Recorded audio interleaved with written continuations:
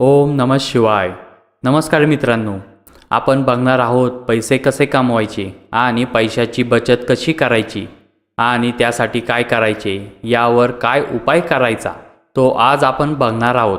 काही लोक खूप पैसे कमावतात, अगदी जीवापाड काम करून पैसे कमावतात, खूप मेहनत करून पैसे कमावतात, पण त्यांच्या घरात पैसे येत नाही किंवा ते पैसे जास्त दिवस टिकत नाही, हातामध्ये राहत नाही, लगेच संपून जातात. याचं कारण काय असेल ते आज आपण बघणार आहोत.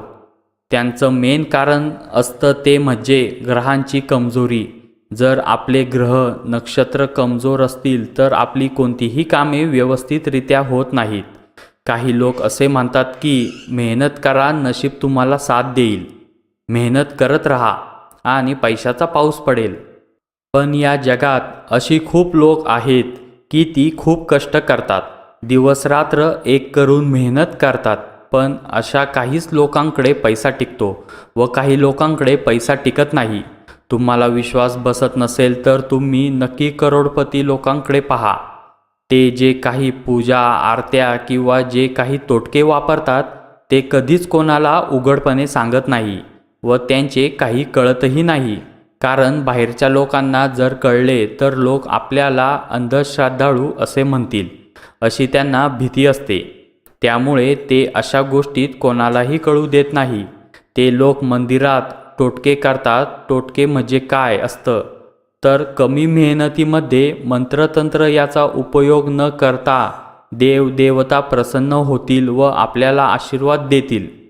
खरं तर देवदेवतांना प्रसन्न करणे ही खूप मोठी गोष्ट किंवा अवघड गोष्ट आहे. त्यासाठी होम हवन करावे लागतात, पैसे लागतात आणि वेळही खूप जातो. तसेच टोटका मात्र अतिशय सोपा असतो आणि कोणीही त्याला करू शकतो. पण हे करताना आज रात्री मी एखादा टोटका करणार आणि मला सकाळी त्याचा परिणाम लगेच पाहिजे असं नसतं. कोणत्याही गोष्टीला विशिष्ट अशी वेळ असते. समजा तुम्हाला आंबे खायचे आहेत आणि तुम्ही पावसाळ्याच्या दिवसात जर आंबे मागू लागला तर मित्रांनो, आंबे येण्याचा एक मौसम असतो, तुम्हाला तो तेव्हाच मिळणार ना. मनामध्ये विश्वास ठेवायला हवा, श्रद्धा असायला हवी, तरच टोटके परिणाम करतात. तुम्हाला असाच एक छोटासा उपाय सांगणार आहे. तो तुम्ही करून पैशाची बचत करू शकता आणि या बचत केलेल्या पैशांची कुठेतरी चांगली गुंतवणूक करून हे पैसे वाढवू शकतात. हा टोटका आपण शुक्रवारी करायचा आहे. शुक्रवारी जर शक्य नसेल तर तुम्ही इतर कोणत्याही दिवशी तो करू शकता. तो कोणीही करू शकतो, अगदी स्त्री असेल किंवा पुरुष असेल, ज्यांचे वय कमी आहे किंवा जे खूप वयोवृद्ध आहेत, असे कोणीही हा टोटका करू शकतात. शुक्रवार हा माता लक्ष्मीचा वार समजला जातो, म्हणून शुक्रवारी हा उपाय करणं हे अतिशय योग्य आहे.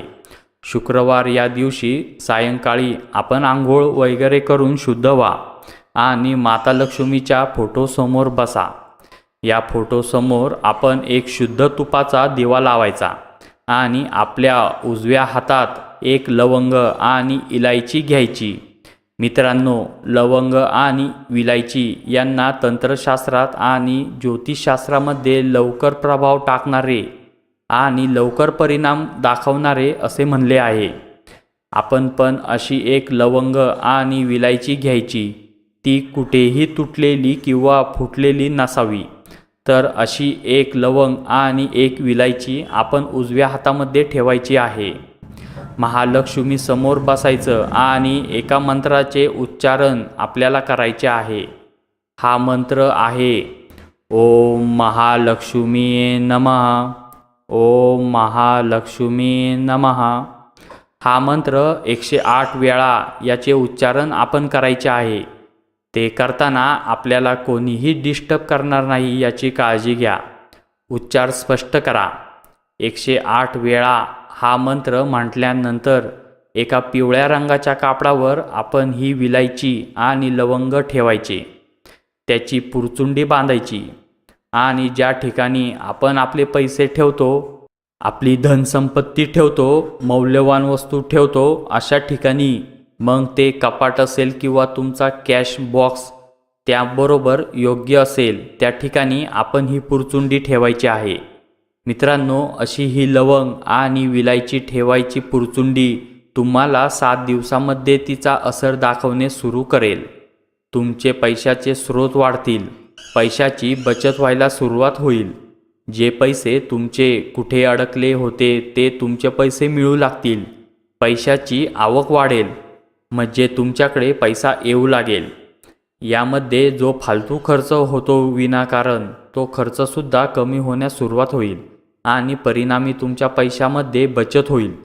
आणि तुम्ही जे पैसे वाचवले आहेत ते पैसे तुम्हाला गरजेला वाढलेले दिसून येतील. मित्रांनो, हे उपाय हे विश्वासावर आधारित असतात. जर विश्वास असेल तर त्याचा प्रभाव लवकर दिसतो. काही जण त्याला अंधश्रद्धा म्हणतात. मात्र श्रद्धा आणि अंधश्रद्धा यामध्ये एक सूक्ष्म असा फरक असतो. आणि हा फरकच, ज्याची श्रद्धा असते त्याला दगडामध्ये सुद्धा देव दिसतो आणि ज्याची श्रद्धा नसते त्याला देवसुद्धा दगडासारखा भासतो. म्हणूनच पैसा कमवणं जेवढं अवघड वाटतं त्यापेक्षा जास्त अवघड आहे आलेला पैसा टिकवणं. आणि म्हणून बचत व्यवस्थित व्हावी लागते, जेणेकरून जी वेळ पुढे येणार आहे त्यावेळी तो पैसे कामाला येतील.